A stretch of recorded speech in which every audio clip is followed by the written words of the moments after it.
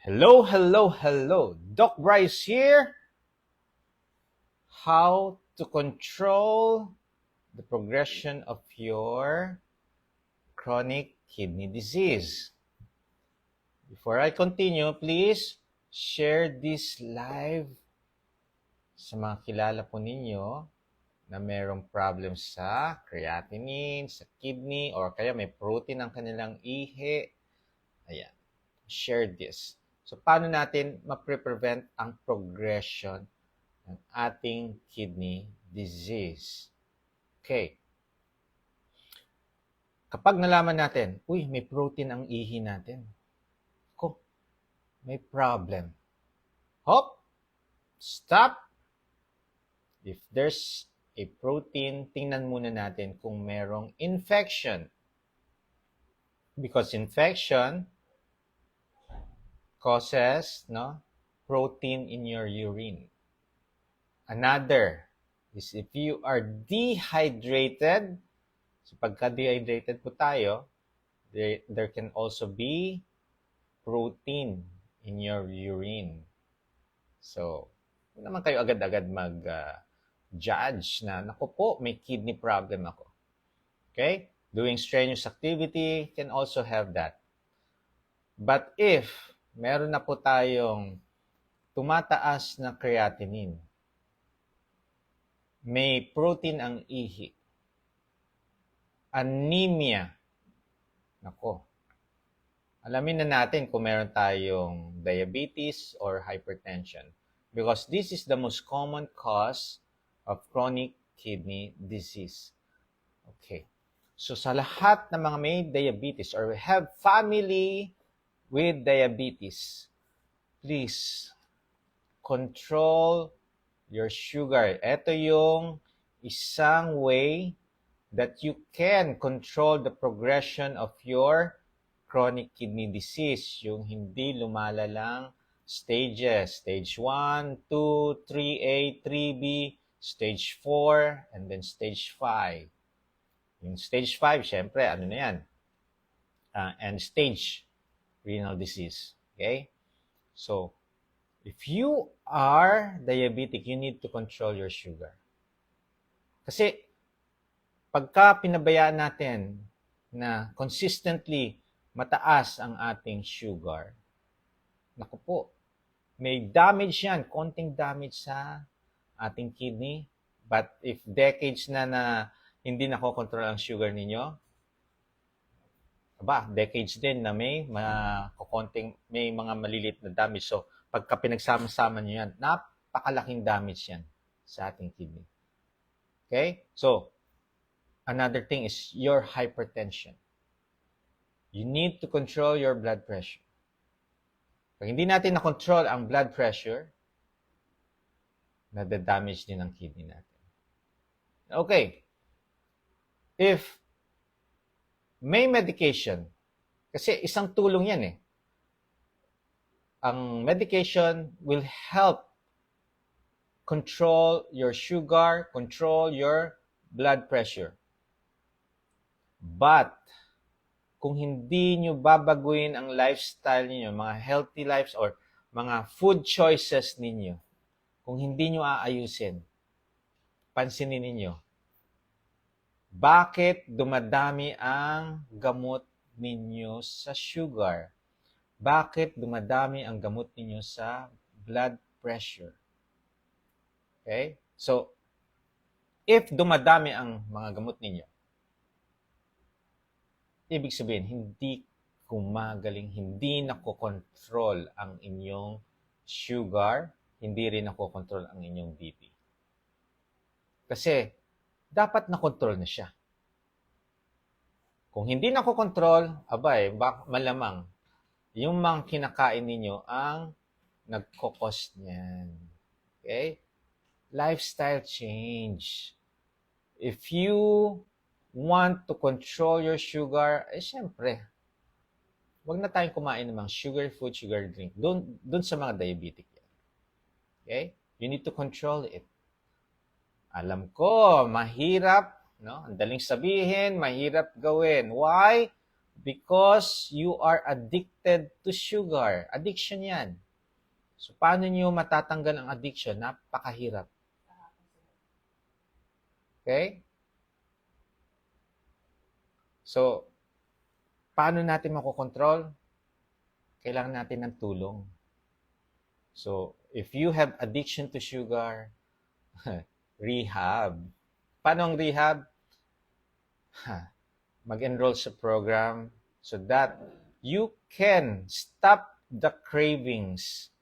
Kung kaya niyong matigil ang cravings, go. Much, much better. Pagka bumaba na ang sugar ninyo,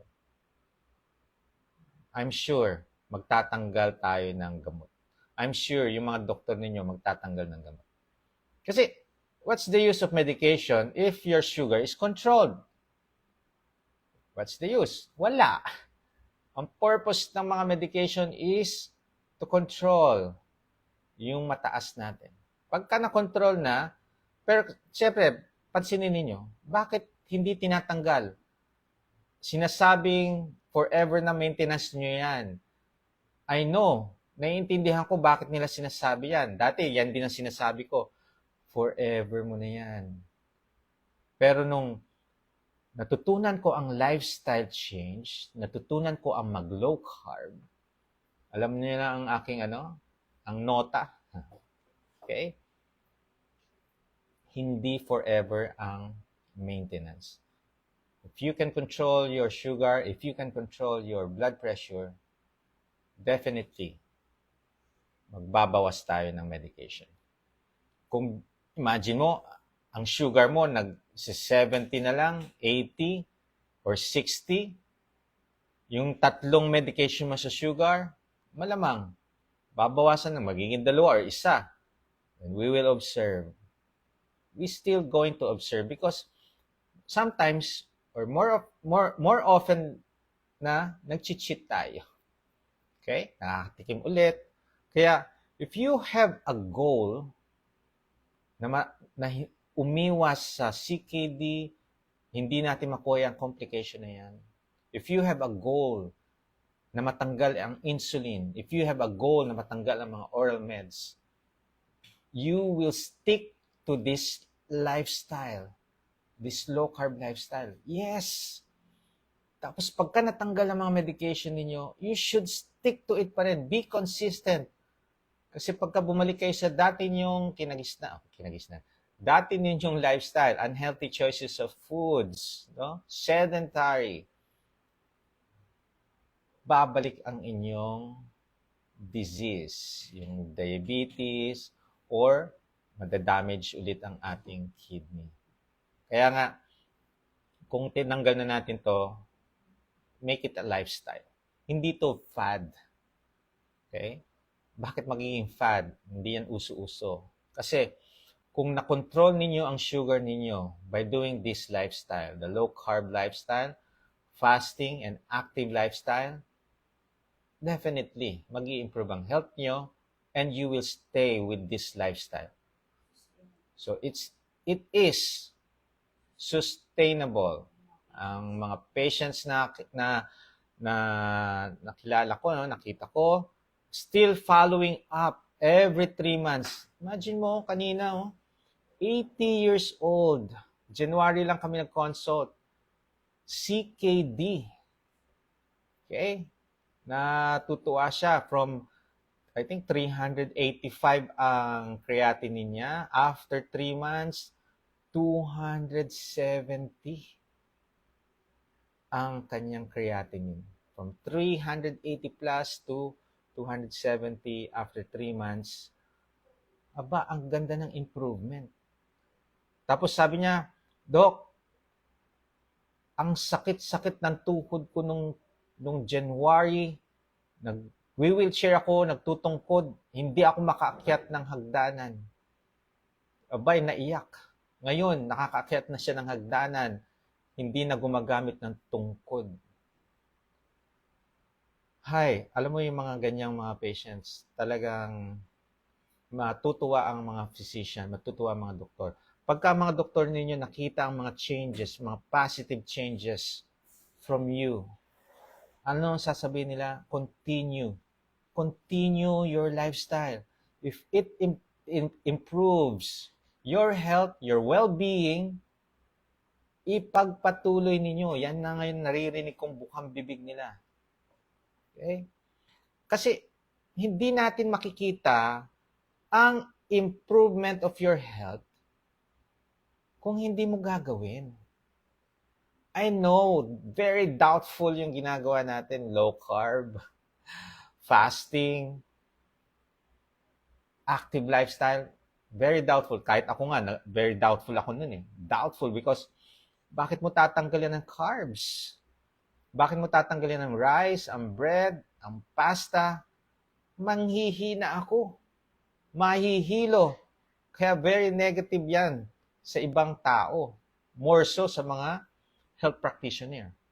But, kung na-experience nyo ang mag-low carb, just like I did, sasabihin ko na sa inyo, it has so many benefits na ginawa sa akin and more so, mga benefits na nakikita ko sa mga patients na humihingi ng consultation sa akin.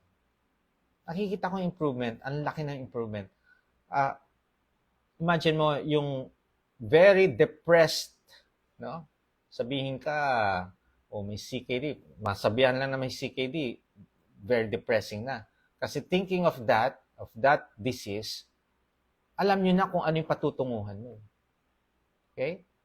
If your kidney is not improving, ibig sabihin, may mali kayong ginagawa. You need to do something about it. We need to prevent the progression of your disease, the CKD, the chronic kidney disease. Kaya anong gagawin natin? Lifestyle change. Siyempre, paano natin ayusin yung ang sugar, ang BP? Lifestyle change. Then, pwedeng tulong ang mga medication, but if you change your lifestyle, magugulat kayo. Yung medication, nawawala. Nababawasan ng medication, and yet, your kidney is improving. Nababawasan yung mga medication sa blood pressure, nababawasan yung medication sa sugar, and still, nag-i-improve ang health, nag-i-improve ang kidney, bumababa lalo ang creatinine, tumataas ang EGFR, yung stages, bumababa. Okay, edi nakakatuwa. Bakit maiiyak ka sa tuwa? Parusa sa ating katawan. Ang masakit ang katawan, mga tuhod, hindi mo mailakad ang paa mo dahil sa sobrang sakit. Tapos, ang kidney mo nadadamage, hindi mo alam paano i-undamage. So, eto na. There's hope. Nakakatuwa at may nakikitaan na tayo ng liwanag sa mga problem na nag-a-arise sa atin. Meron na ako nakikitang liwanag na dati, pataas ng pataas ang obesity. Ang dami ko ng mga pasyente, marami daw nakakapansin, naglo-lose na sila ng weight. Uy, pumapayat ka na. Uy, lumuluwag ang damit mo. And they themselves, na-prove nila na this lifestyle is giving them more benefits. No? More benefits. So, natutuwa sila, tuloy-tuloy lang. And then, nakikitaan na natin ng liwanag. Na dati, akala natin, hindi na mag-i-improve ang health. Pero, sa bawat pasyente na nag-i-improve na nagpapakonsult sa akin, nakakakita ako ng liwanag na in the near future, ang obesity, ang diabetes, ang hypertension, pababa na ng pababa.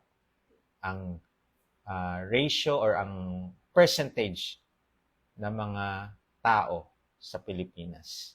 Diba? Very, yun yung achievement na yan na ang lahat ng mga pasyente mo nag-i-improve. nakokontrol ang sugar, natatanggalan mo ng insulin. Kaya if your insulin is nare-reduce or yung nawawala na, ibig sabihin nag-i-improve ang inyong health. But if your insulin is pataas, nag-i-increase ang dosage, ibig sabihin, hindi kayo nag-heal.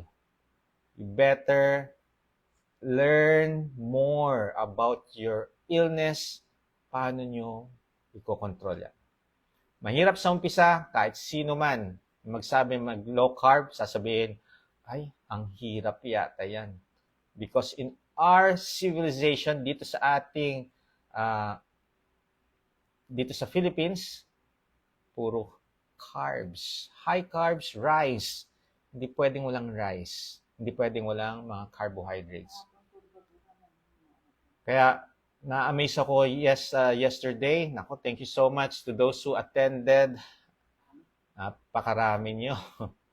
Pero, kinaya natin. Tinapos ko yung mga pasyente. Imagine mo, akala ko, susuko sila. Hindi talaga sila susuko. Alam naman ako susuko sa kanila. No.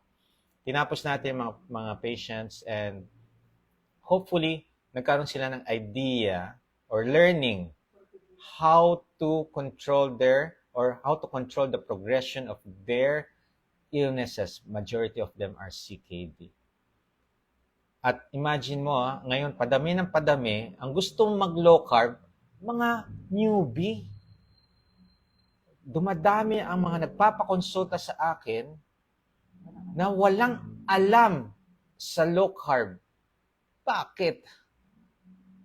Because meron sila nakikita na liwanag if matutunan nila ang low carb. Kaya natutuwa ako. Dati ang mga patient ko, talagang mga naglo-low carb na, years na, months, pero they have an idea regarding their lifestyle, yung low carb lifestyle. Meron na silang idea.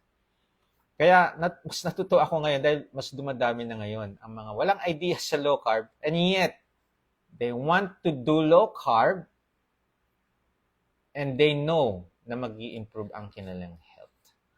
Okay? So, continue. No? Andito na yung ilaw ng inyong mga problem. Ito yung sagot sa inyong mga suliranin.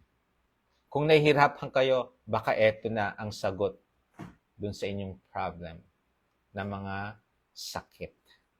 Okay? Na-amaze ako, low carb, halos everything, lahat ng mga illness, fat liver, PCOS, diabetes, chronic gout, CKD, cancer, autoimmune. Imagine mo, dami. Tinamaan lahat ng pag-low carb, fasting, and exercise. And please, you need to have consultation first with laboratory baseline results. And pag nalilito kayo, consult or kung gusto nyo ng madali ang solusyon, magpa-guide. Kasi kung gagawin nyo ito by yourself, it will be very difficult. I strongly advise you if you are injecting insulin, magpa-guide, magpa-monitor kung nahihirapan. Kasi hindi siya madali, mahirap siya. Pero once you are adapted to it, chicken feed yan. Kayang-kaya na natin. Kasi yung mga ins and outs, magugulat kayo, never ninyo maiisip na, uy, magagawa ko yun. Sigurado ang iisipin ninyo, hindi ko kaya. Pero kaya natin yan. So, change your lifestyle, improve your sugar, improve your blood pressure. Everything will set into places. Gaganda ang kreya nyo, mag-i-improve ang EGFR. Aba, pati yung mabubus ang inyong self-confidence. Hindi kayo madidepress. Dahil andito si Doc Bry at syempre kasama ko si Kuya Gibo na tutulong sa inyo. Okay? So, to reduce the progression of your CKD, change your lifestyle. improve your sugar, and improve your BP. Okay? Thank you so much. So, dun sa mga nagpunta, maraming salamat po sa pagtangkilik sa aming health talk. And of course, sana may natutunan po kayo doon. And everything will be okay. Sa darating na Sabado, andyan po tayo sa Cabanatuan City. Saan ba yun? Ayun. Cherry R&R Restaurant, Lakewood City, Sumakab Este, Cabanatuan City. Kita-kita po tayo dyan, 11 a.m. Bring your lab results. Sa May 16, Pagadian. And also, sa May 16, see you there, Mindanao, Pagadian City. Kita-kita po tayo dyan. Andyan ulit si Doc Bry, Kuya Gibo, at ang Low Carb Real Talk. May 18. And May 18, Sa McQueen's, Cagayan de Oro. McQueen's, Cagayan de Oro. Aba, napaka-busy ni Doc Bry at saka ng team, ha? Ayan na. May 19, May 19, Balingasag. Balingasag. Uy, kita. Babalik kami sa Balingasag. Babalik kami sa Balingasag. Kita-kita ulit tayo dyan. Health talk ulit. Free consultation. Aba, maarangkada, ha? Hopefully, nandyan po kayo para magkaroon ng solusyon ang inyong mga health concerns. Kung nahihirapan kayong ma-address that, tutulungan natin kayo. Okay? So, this live, no, this live is for educational purposes only. It's not meant for diagnosing your illnesses. Pero if you have health condition, please consult your trusted doctor. But if you have the same lifestyle with your physician, much better doon. Okay? So, ito yung mga pwede kayo mag-question. Mag-ask question at try nating sagutin lahat. Alright? O, kailan daw ang Davao? May nakita ako dito. Kailan daw naman ang Davao? Pag kami nag-invite, tingnan natin. Pero pag kami race si Doc Bride dyan sa Davao, ay, sigurado yun. Okay? Kahit na may races ako, I make sure na nagkakaroon ng meet and greet para ma-meet ko naman ang mga dyan sa lugar na yan. Alright? Ayan. Pasok ba ang shirataki rice sa low carb? Okay, ang shirataki rice nasa Koshan food list. So, pagka Koshan food list, 2 or 3 times a week lang po yan, no? In moderation. Yan ang moderation kay Doc Bry. 2 to 3 times a week. Hindi yan everyday kinakain. But if you are diabetic, please, no dry shirataki. Why? Dahil sa aking clinical experience regarding shirataki, tumataas po ang sugar nila. May minimal gallbladder ako, Doc. Masama ba yun? Lahat po tayo may gallbladder unless na surgery na. So, wala na yung gallbladder. Pero, if you have gallstones, ang advice ko, if no pain, no surgery. Okay. Good, Doc. Everyday po ba kayo sa clinic sa Bukal? Ako, have an appointment. Make sure, no? Magpa-appointment muna kayo. Okay, 114 creatinine ko po. Mataas na po ba yun? Salamat. Tingnan nyo po yung mga lab results ninyo. Meron yung normal range. Tingnan nyo po kung mataas po siya or nasa normal po. Okay? Pero syempre, isang parameter lang yan. Kailangan tingnan ninyo yung ibang parameter pa. Yung urinalysis. If you have proteinuria or may protein sa ihi. Your CBC, if you are anemic. Okay? Yan din, titingnan. At saka hindi lang CREA ang kidney function test, may BUN din tayo.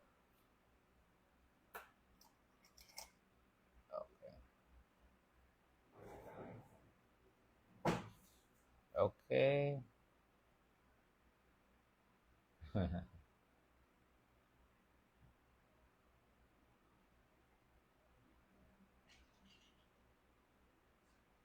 Alright, yan. Ano pa tayo? Good evening. 150 sugar, Doc. Matas. O, nako. Okay, ang goal natin, no? Ang sugar, goal natin, bago tayo kumain sa umaga, 100 milligram per deciliter and below. Goal natin yan. Pagka sa gabi naman, after dinner, 2 hours after dinner, 125 milligrams per deciliter. Goal. Pero confirmatory pa rin natin is the fasting blood sugar and the HbA1c. Okay? Advisable po ba sa may psoriasis ang mag-keto? Sa totoo lang, if you have psoriasis, strict low carb will do. Keto, yes, because tatanggalin natin lahat ng mga processed food, sugar drink. And you will focus only sa food, real food, lutong bahay. Ayusin natin yan. Yes, na-address natin yan. Okay?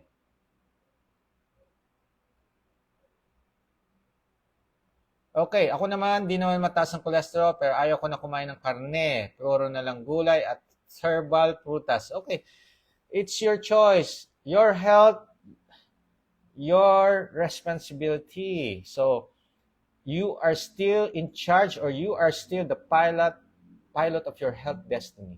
If you know that your health is improving, continue what you are doing. Kung yan ang galing sa'yo or nagpapa-health, bibigay ng healthiness sa inyong katawan, continue lang. Huwag nating iiwasan. Yan. Ano po symptoms na meron na problema sa kidney? Naku, yan yung mahirap, no?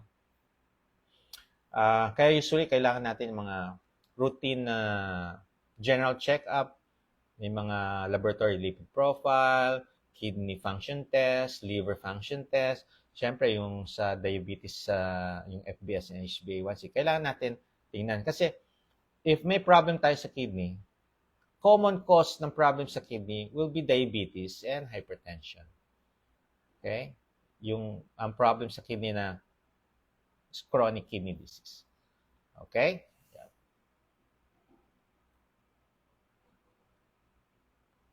Okay.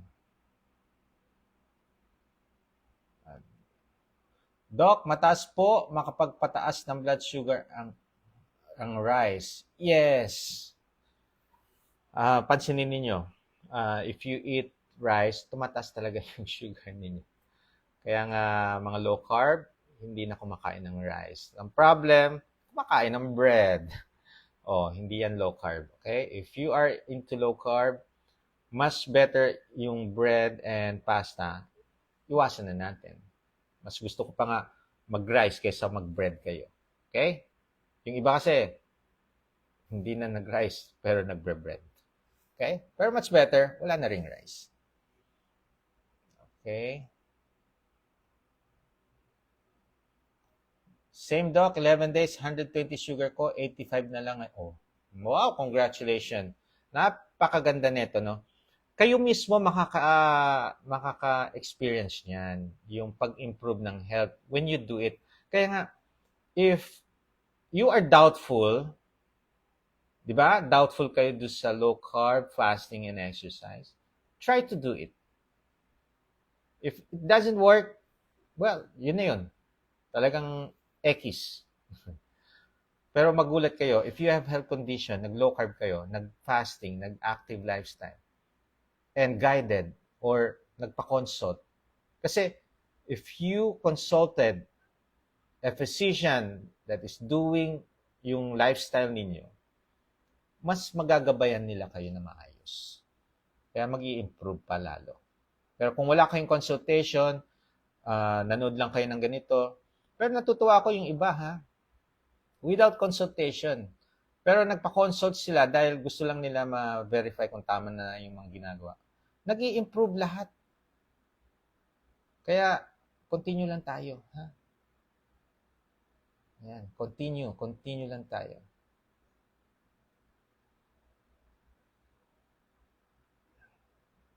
Doc, masama ba ang bread? Fave ko kasi.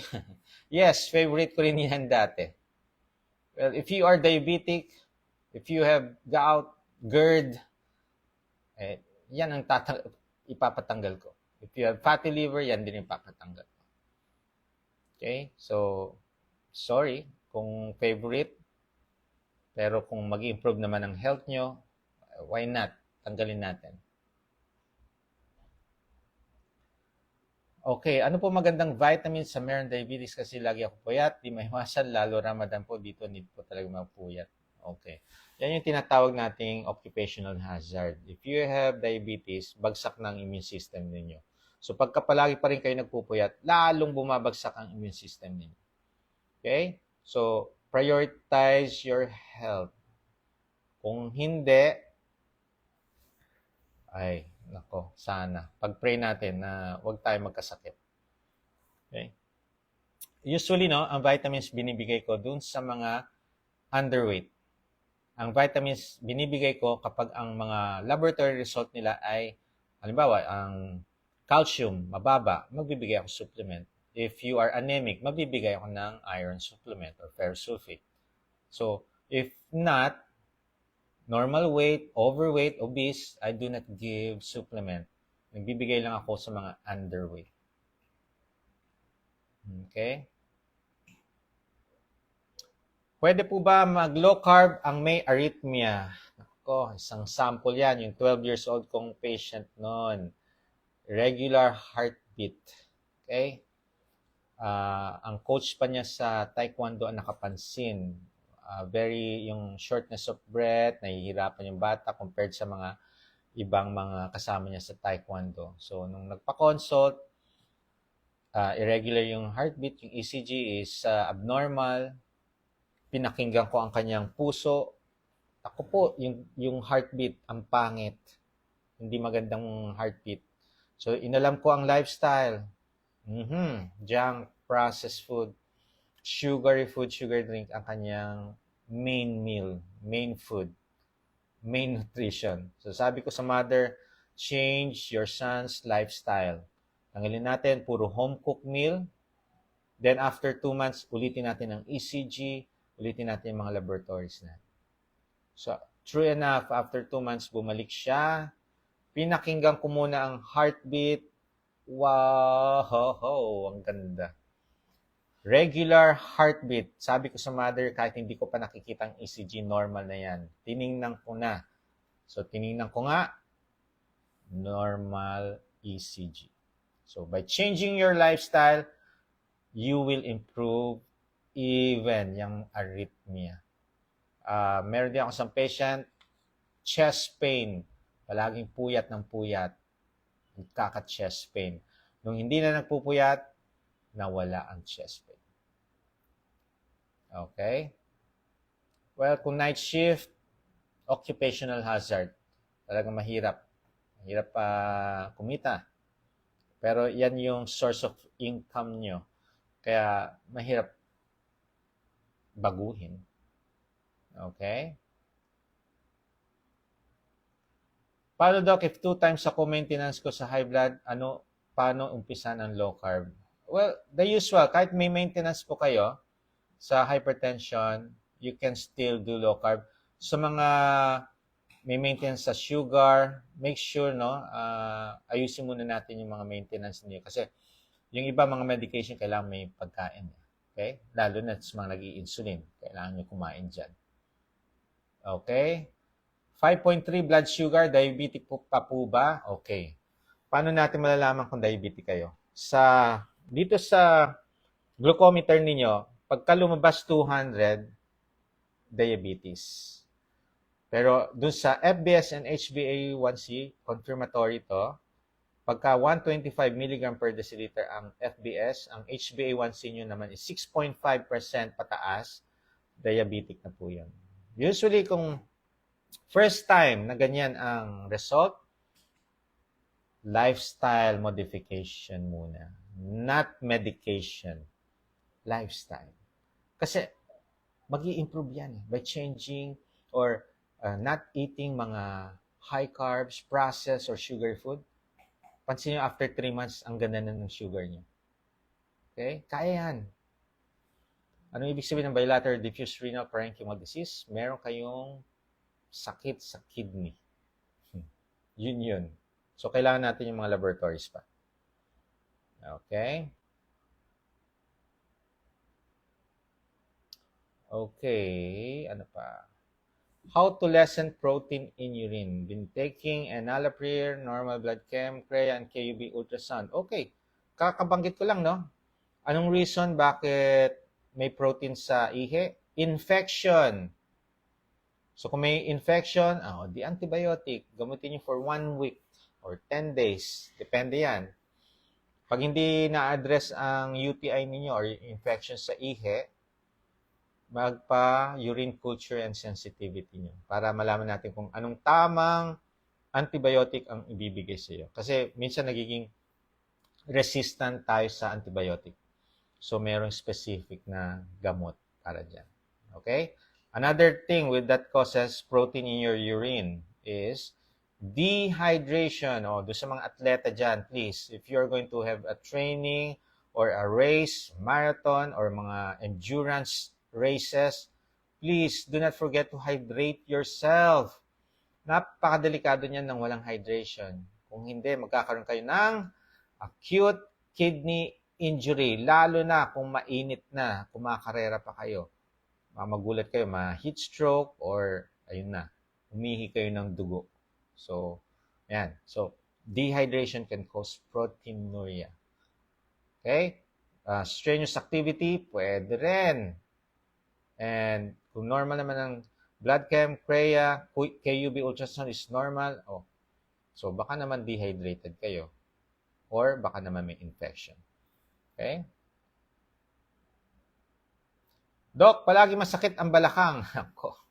Pag masakit ang balakang ninyo, baka overweight kayo, so binubuhat nyo ang bibigat. Imagine mo kung overweight kayo ng 30 kg or 25 kg na lang. Pag sinabing 25 kg, naku po, parang kalahating kabang bigas yun, ha? Kaya, lose weight. Sa mga sumasakit ng balakang, ang pinakamabigat na bubuhatin ninyo, isang tabong tubig. Okay?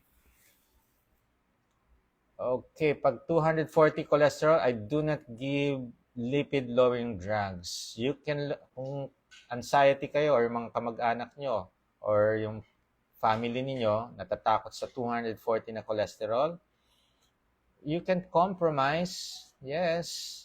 Do fasting and exercise. Bababa ang cholesterol. Pero sa akin, okay na yan, 240. On dialysis for almost 5 years, may pag-asa pa po gumaling. Oy. Okay. Habang may buhay, may pag-asa po tayo. Anong gagawin natin? You need to change your lifestyle. Pansinin nyo sa mga nagda-dialysis. Ano mga kinakain nila habang dinadialysis? Puro processed food. Puro sugar food, sugar drink. Eto, tip.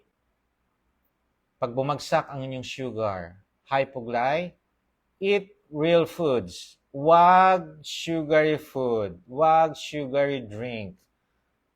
Mag-shoot up ang sugar nyo, bibigyan pa kayo ng mataas na insulin or yung medication nyo baka dagdagan pa ulit. Okay? Tumataas po ang sugar ninyo pagka kumain. Siyempre, piliin nyo na yung pagkain na nutrient dense. Huwag kayong kakain ng junk foods. Yes, of course, tataas talaga ang sugar ninyo. Pero in a dangerous level. Dati yan yung iniisip ko kasi yan yung turo, no? Pero ngayon, kinokorek ko na. Pagka nagkakahay po, kumain ka lang, electrolytes, then eat. Pag kumain ka, tataas ang sugar. Okay? Ayan, naniniwala po ako sa inyo. Tama po kayo dyan. Thank you so much for believing in me. Okay. 1 year and 4 months na po kami nagka-low carb at umayos na po ang lahat ng blood count namin. 1 year na rin po pero di pa rin nagbabawas ng maintenance yung sa mister ko po. Kailangan magpakonsulta kayo sa akin. Ako yung doktor na nagtatanggal ng maintenance. But, kailangan may reason. Kailangan makita ko yung so, make a journal of your blood pressure upon waking up and before going to sleep. Make a journal. Re-reviewin natin yan. Okay? Pagkat nakita ko, and pwedeng tanggalin? Yes, magtatanggal tayo. And of course, continue pa rin ang monitoring. Okay? Kasi once na natanggal lahat ng maintenance nyo sa hypertension, be cautious because there is such a thing na rebound hypertension. May bumabalik. Okay? So, yan yung binabantayan. Kaya, kailangan nating mag-journal ng BP. Okay? Okay, ano pa? Is low carb can help person experiencing insomnia which sometimes lead him to anxiety. Kadalasan, no, yung mga mahirap matulog, yun yung mga nagkakaroon ng mga anxiety. Pero, yes, if you change, it's not only the nutrition. Kasi kadalasan, no, anxiety is reduced by activities. 75% na nag-improve pagka may mga activities like exercise, gym, resistance exercise, no? Or pagka may hobby, nawawala yung pagka-anxiety. So, yung insomnia na iiwasan. Pero, if you have insomnia, bawal na po ang coffee, tea, and cocoa. Okay? Tapos, most common cause ng puyat, gadgets. So, turn off all your gadgets. Hoy, pag umabot ng 2,500 ang CREA, delikado na po ba ang patient? Okay. Usually, no, talaga napakataas na ng 2,500. But make sure, yung mga uremic symptoms, okay, umiihi ba, duwal ng duwal, vomit ng vomit, changes in sensorium, difficulty of breathing, minamanas na, baka kailangan talagang i-dialysis. Okay? So, consult na po kayo. Yan, 2,500. Tingnan, ma-check up kayo para makita yung mga uremic symptoms na yan. Okay? Kumusta na yung tsuhin mo kung umabot ng CREA ng 2,500? Nako, pagka mga ganyan, no, umabot na ng 2,500, ibig sabihin, talagang wala silang idea how to control their problem. Okay? Or, baka naman talagang ang hirap na tanggalin ng mga cravings nila, nahihirapan silang umiwas talaga kung diabetic pa lalo. Oh, Doc, paano po masakit lower right sa ilalim ng ribs, ang hirap huminga or nabibiting paghinga ng pag humihikab. Ako. Consult physical examination by a physician para malaman natin yung diagnosis. Okay? CKD ages 9 years old. Oh, nako. Yan. Kailangan ko nakaan ng CKD na ganyan kabata. Nako po. Yes. Kung mag-improve ang health, much better. Kailangan natin magkaroon ng consultation para makita yung overall health ng bata. Okay? Oh, nakakaawa naman.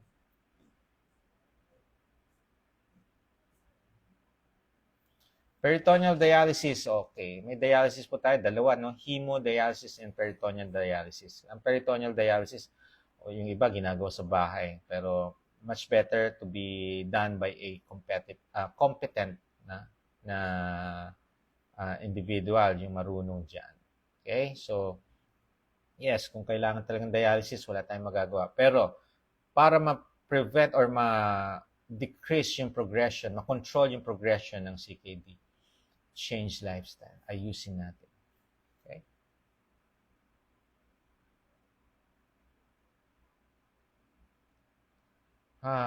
CKD dati, pero nag-stop na po dialysis ko. Yung lupus ko na lang po. No po, may papahay nyo. Okay, pag lupus kasi, this is an autoimmune disease. So, need natin ng thorough investigation, talagang interview with the patient para ayusin natin ang lifestyle ninyo. Okay? Ayan.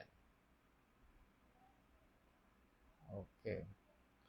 Possible po ba na mahinto ang dialysis kapag nag-low carb and fasting? Ang kaya po ng mother ko is nasa 541. Currently on dialysis sa diabetic siya at high blood. Okay. There's this studies no sa abroad. 0.2%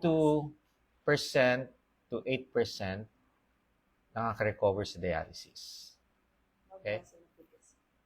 Mababawasan ang frequency until sa such time as matanggal. 0.2 to 8%. Although sa Philippines, wala pa akong nakikita, pero meron na akong patient, naka-monitor, nagda-dialysis 3 times a week, naging twice a week na lang. Okay? So, naging twice a week. Kung mapababa natin ang CREA, eto, 541, kaya. Kaya natin yan. Basta matutunan ninyo how to do it properly.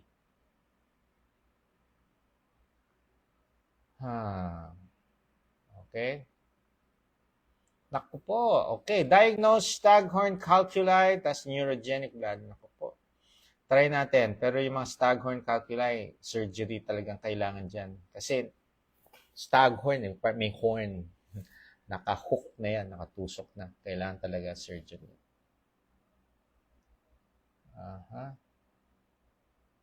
Bawal na po ba ang meat sa may stage 2 kidney disease? Okay, eto yan.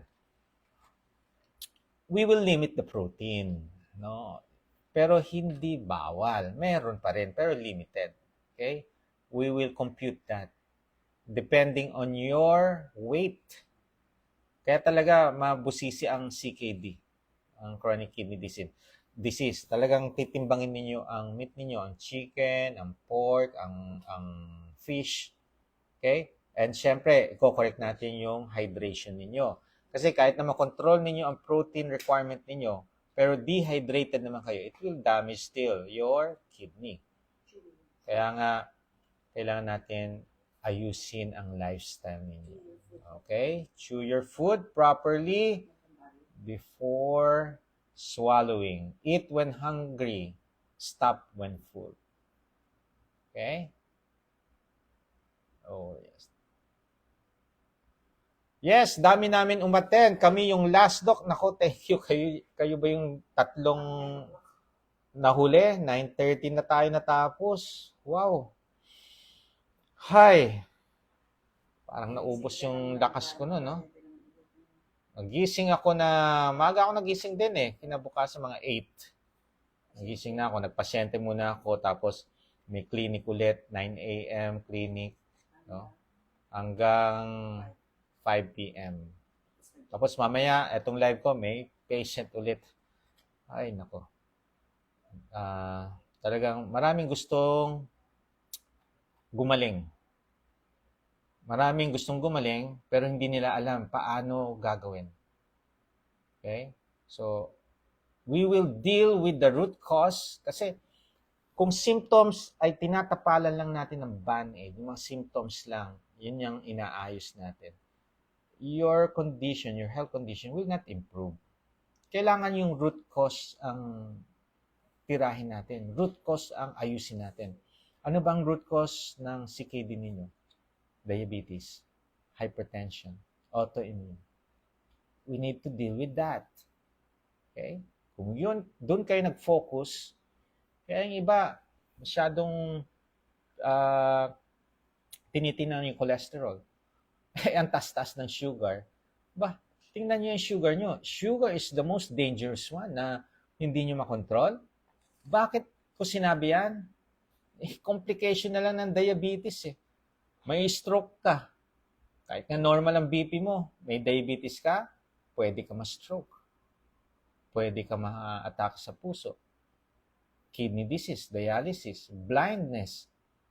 No? Ang dami. Kaya, mas nakakatakot ang diabetes talaga. Ay, mahirap po mag-message. Wala pong sumasagot. Be patient. Ulitin niyo po yung mga message niyo. Pagka walang sumagot, ulitin niyo po. Nung March 8 pa ba kayo, nagme-message? Pagpasensya na at puro activities. Kaya madedelay po lahat ng mga reply namin. Pero don't worry, ma-address din natin, magkakausap, matatapos namin kayo. Okay? Pero pagka hindi kayo nasagot, Ulitin nyo the next day ang question ninyo. Huwag kayong titigil lang doon, ha? Huwag kayong titigil sa isang message lang. Ulitin nyo yung message. Okay? Alright. Oh. 50 minutes. Okay, so, ayan. Last question.